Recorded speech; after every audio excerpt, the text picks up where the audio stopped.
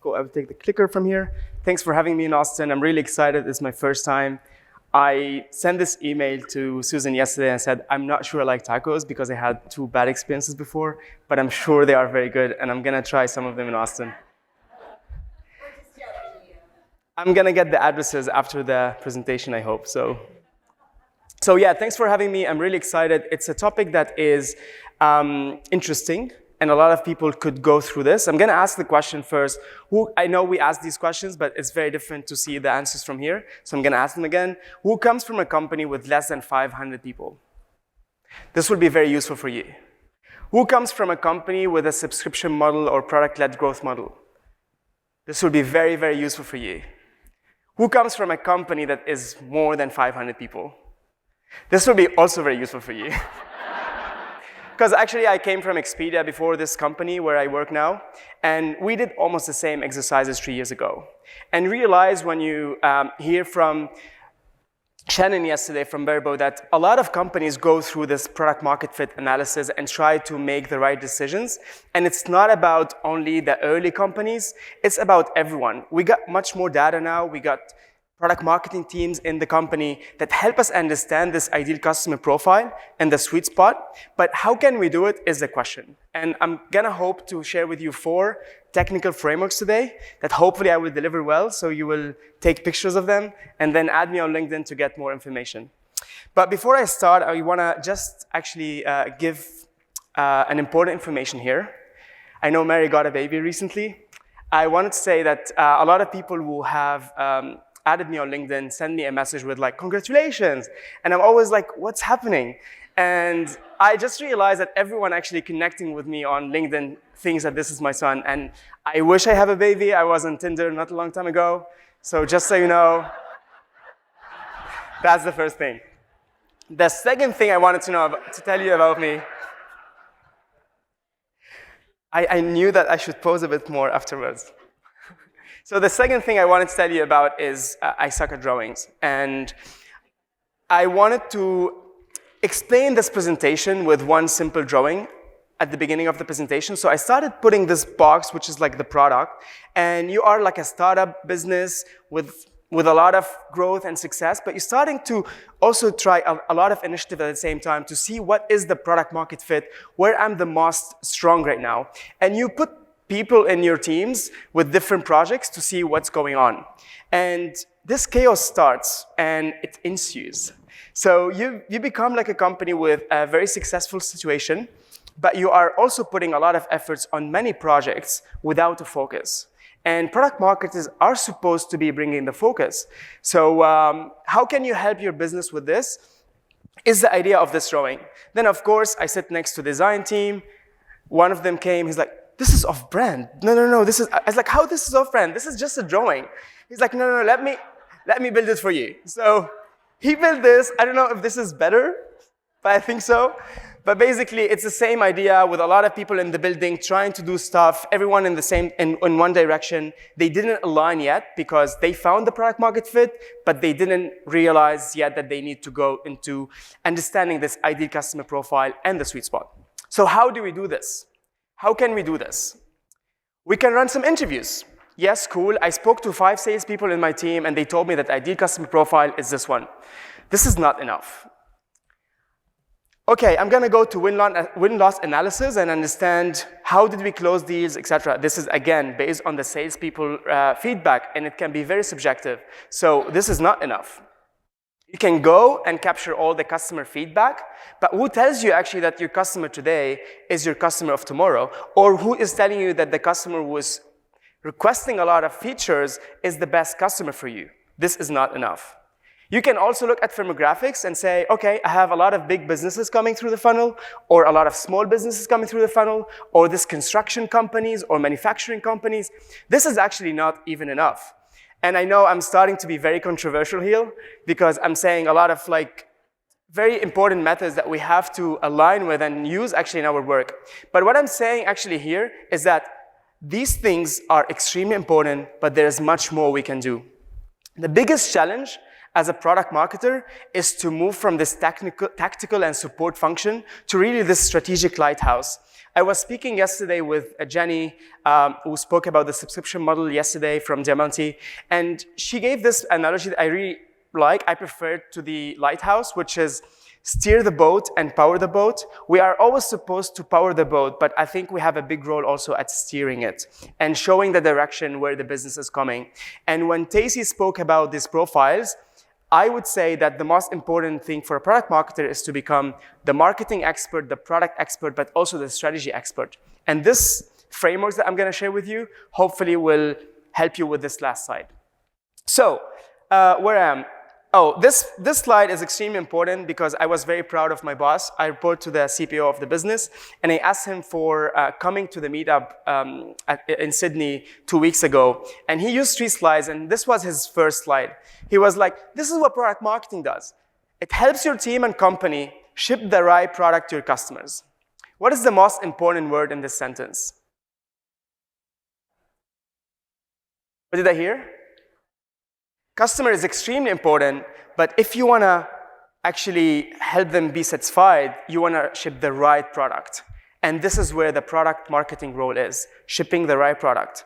So I'm going to go through the frameworks. I wanted to make you wait a bit, but just a bit of context. I work for a company that is a global platform for quality, safety, and operation inspection. And we have a platform that went pretty organic and pretty broad, so our customers are from any industry, and they use the product for many different use cases across the globe. And they are in Latin America, US, Europe, Australia, Asia Pacific, and we have around 26,000 organizations using the product today, and you see the brands, they are very different. They are looking at very different use cases when they are using iAuditor. So how can you identify what's the best next step for iAuditor, which is our flagship product of safety culture? And there are many ways to do that. And the first thing you have to look at as a SaaS business is where do you sit on this graph? Are you more of a company that is similar to Workdays and Salesforce, so basically outbound sales and larger implementations? Are you more on the bottom right, which is limited sales and consumer-like virality? This is where Dropbox and Typeform sit. Or are you in the middle with Atlassian and Slack? And this is the company that do land and expand with customer success model behind. So we sit in the middle. We sit with a land and expand model. Obviously, we're not at the same level as Atlassian or Slack. We will hope to be one day there. We're almost valued at 900 million today. So we're waiting for the 1 billion unicorn status very soon, hopefully. But yeah, we sit in here, we land customers, and we expand them afterwards. We have customer success teams. We don't really have sales per se, they are all trying to help the customer expand. And okay, so first of all, you know your business, you know the business model that you have, and now you get going and you want to start identifying your sweet spot. The sweet spot is extremely important as a first step to define your targets and segments, and then this will help you understand your addressable market to go and do the go-to-market strategy afterwards. So I'm going to just focus on the first area, which is the sweet spot, which is extremely important for our conversation today. And if you need more information on the other ones, I'm sure we're covering a lot of them today, but happy to connect on LinkedIn for helping you with that as well. So defining the sweet spot. 4 frameworks starts at the company level. The first one is all this initial analysis that can happen at organization level. So Mary mentioned a lot of information that we look at for churn, for product, for marketing. Why don't we combine them all together and build a profile of our customers? So you look at engagement rates, you look at contact rates, at NPS, at the size of the deal, you look at the expansion potential, you look at the lifetime value, and try to combine these metrics and match them and compare them against each other until you find the most relevant graphs that can help you understand where is your sweet spot. So you would look here, for example, here, it's just an illustration, but you look at the depth factor, so how far you went with each customer and how engaged they are. That's a success metric. And where are the biggest cohorts that are forming? And you look at these cohorts and start understanding the attributes behind them and how big is each of them. This is just an example, but ideally is you find around 50 metrics or even more if you have in your business, and try to combine them and match them to understand this cohorts that are forming.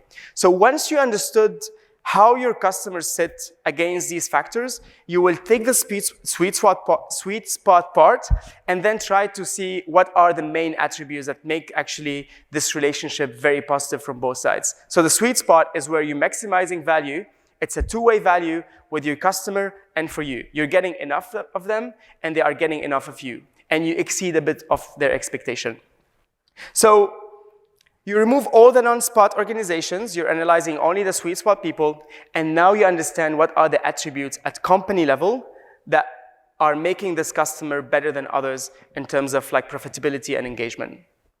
And then you go to the third framework, which is what we do a lot of us very often, which is the jobs to be done and understanding the goals of our customers. But what I did here is actually a bit different, because I selected some customers from the sweet spot group, and I went to them, I built a hypothesis, and I sent a survey.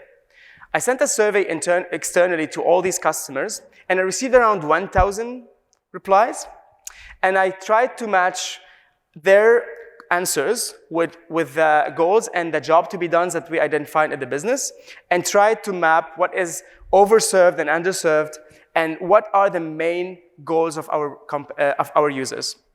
So I end up actually with my fourth part, which is the role area. So I end up with 3 big profiles. Companies who have answered us through the users have identified with one of 3 profiles that I realized afterwards that when I'm looking at the deal expansion and at the proportion of users, profile number 1 is the profile that was helping us land any deal. These people are downloading the app. It's a free app.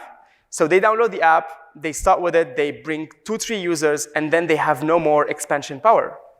But actually, profile 1, as soon as they speak to profile 2, this profile 2 is the enabler of expansion. And as soon as they start seeing the value from the product after 5-6 seats and looking at the analytics of what's going on, because it's an inspection platform, so you see a lot of problems happening on the ground. The frontline workers are collecting a lot of data. So and in the office, you're understanding a lot of stuff.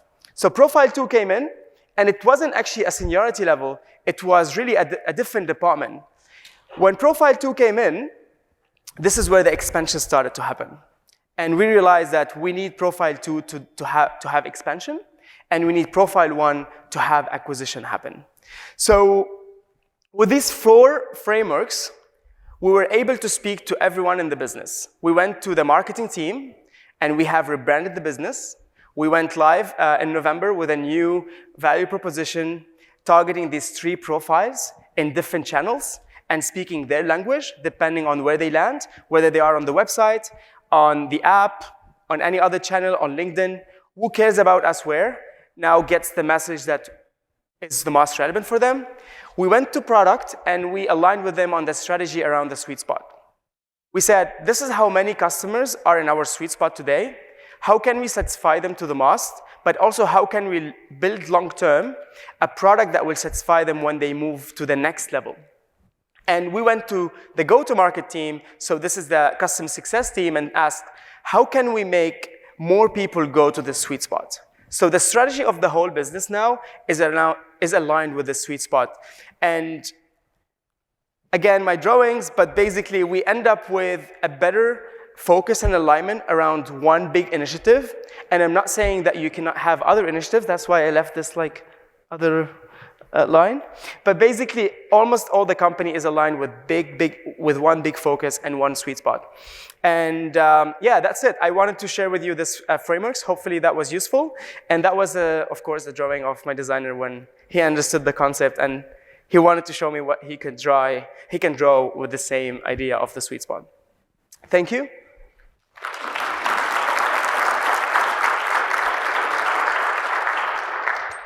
Any questions?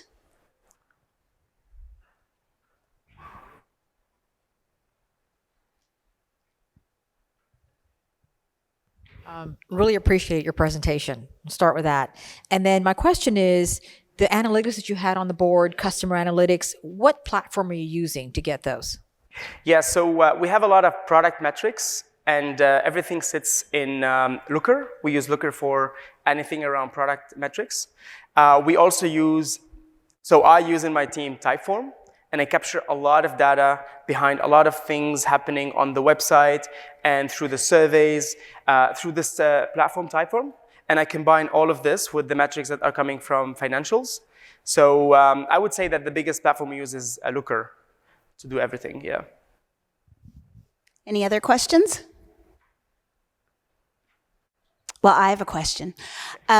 So you got the whole company aligned on one initiative based on doing this analysis and finding the sweet spot, which is awesome. But I'm assuming there were people in the company that had other initiatives that then fell to a lower priority, and that probably had a lot of politics. Can you talk a little bit about how you really brought everybody together to make sure that they focused on that one sweet spot? Yeah, great question. I think the most important skill in product marketing is lateral leadership, and have everyone involved from the beginning. Just like how we think about go-to-market strategies and how can we involve everyone at inception time, and we want to be involved at inception time, we want also to involve other teams at inception of our projects and help them understand why are we doing this. So the first person that I looked at is actually the product analytics guy, and went there and said, this is the challenge of what we're having today. We have a lot of engaged customers, but they are not maybe the ideal ones. Can you help me actually work on these data and put them together? I went to the finance team. I said, are we hitting our goals next year? How can we do that? Like, let's make sure that we have a right forecast. So I started involving everyone from the beginning of the project. And I think that everyone in the team thinks that this is their project, which is awesome because this is the company project and it's one initiative again. So. Wow, that's a huge learning, right? Everybody thinks it's their project. That makes you Yoda. You're not even baby Yoda. You're full on Yoda. Yeah. All right, let's give a big hand of thank you to that presentation.